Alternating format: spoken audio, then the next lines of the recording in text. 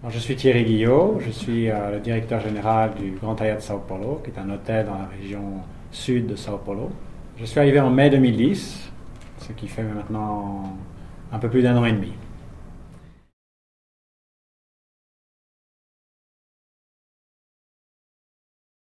En fait, j'ai été appelé par le patron de la division Amérique latine, qui m'a appelé lorsque j'étais en poste dans un hôtel de la chaîne Hyatt en France, et il m'a appelé pour venir prendre la direction de l'hôtel sur Sao Paulo.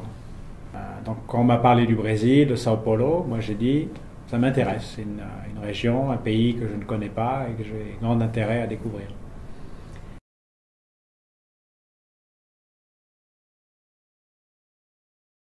J'ai pris quelques cours effectivement de portugais avant de venir, dans la période d'attente du visa de travail. Et j'ai fait 5 ou 6 ans d'italien. Donc ça a certainement un peu aidé pour commencer l'apprentissage de la langue. J'ai un challenge qui était d'apprendre le portugais et j'ai pris des cours avant, j'en ai pris depuis mon arrivée au Brésil et j'en prends encore. Mon intérêt est de parler portugais, de me débrouiller et puis de parler bien.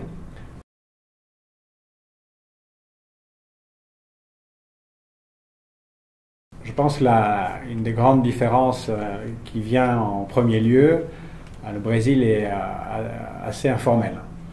En France, c'est assez formel. On a le tutoiement, on a le vouvoiement, donc qui déjà structure les relations quand on rencontre quelqu'un, qui n'est pas forcément quelque chose qu'on a dans la langue au Brésil. Les gens sont plus faciles d'approche. Les gens euh, vous parlent facilement, on fait des rencontres très facilement. Je pense qu'il y a beaucoup moins de barrières qu'on peut avoir dans la culture française.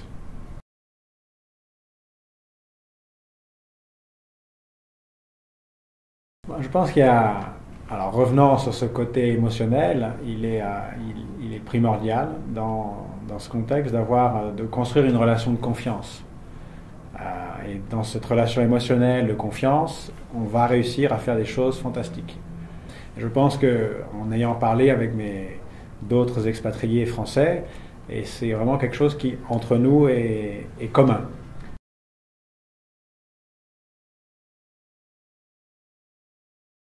Les premières semaines où je suis arrivé, j'ai rencontré les employés, les superviseurs, les managers, et beaucoup d'entretiens, beaucoup d'écoute, comme vous m'avez conseillé.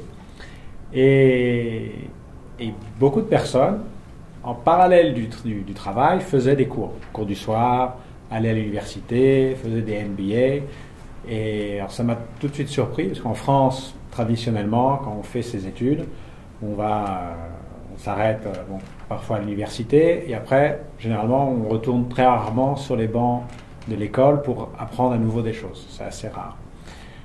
Et donc j'ai demandé aux personnes, mais bon, ici je suis très surpris qu'il y ait beaucoup de personnes qui, en parallèle du travail, font leurs études.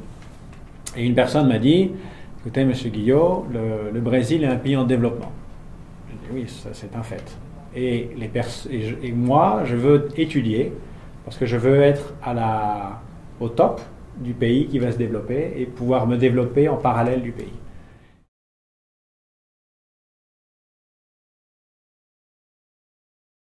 Maintenant, la qualité de l'éducation au lycée français, c'est le même système national qu'en France. Donc le programme est identique qu'à Paris, Bordeaux, Toulouse. Et donc le cadre et la structure des enseignements ne changent pas par rapport à ça.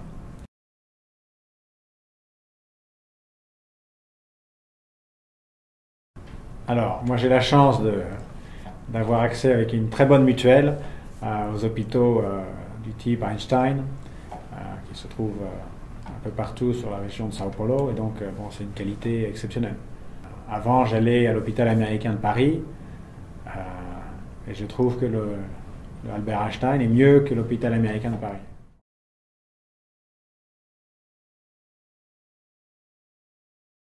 Avec des idées, mais je pense que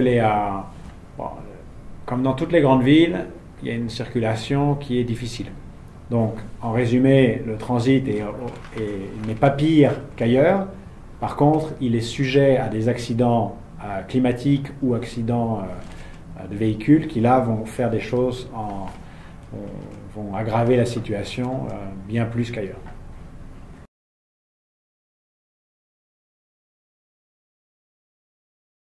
Bon, alors Dieu merci, je n'ai pas encore eu d'expérience dans ce domaine. Il est vrai que quand on est arrivé sur Sao Paulo, on a eu bien sûr le briefing sur la sécurité, ce qu'il faut faire, ce qu'il ne faut pas faire. Après, bon, comme dans toute grande ville, hein, il y a des endroits où on peut aller et des endroits où on ne peut pas aller.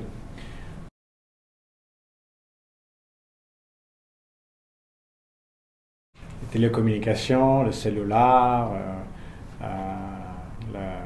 le câble TV, l'Internet, c'est des prix qui sont très très hauts. Bon, maintenant, c'est parce que le marché se développe, croît énormément, et donc ça va se développer. Et comme dans tout marché, il y aura un niveau de maturité du marché qui va faire que les prix vont bien sûr descendre, la qualité du service va également s'améliorer.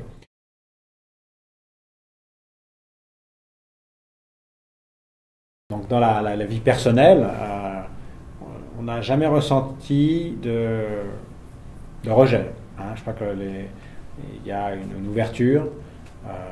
Je crois que la perception de la France au Brésil est positive, enfin, mon sentiment. Et donc on n'a jamais eu aucun problème de rejet, de sentiments négatifs à notre égard. Mais au contraire, quand il y a besoin de quelque chose, les gens sont ouverts, sont abordables, sont disponibles.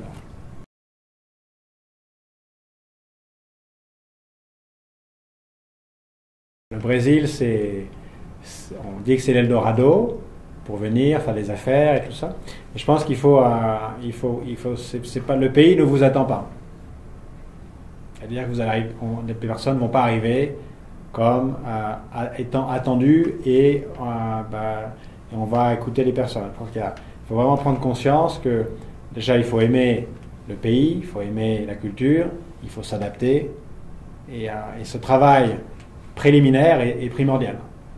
Et si on n'a pas cette approche ouverte, cette approche d'écoute, cette approche de comprendre et cette approche de changer soi-même, on ne va pas s'adapter au Brésil. Et le Brésil ne va pas s'adapter à vous. Donc je pense que, puisqu'on voit dans la presse, le Brésil ceci, le Brésil cela, donc il y a beaucoup de gens qui se disent bon on va y aller puisque c'est une terre d'opportunités. Et je pense qu'il est important que les personnes prennent en conscience qu'il y a déjà un effort sur soi-même à faire. Et une fois qu'on a pris conscience de ça, là on découvre un pays avec beaucoup d'opportunités et beaucoup de plaisir et d'amis à se faire.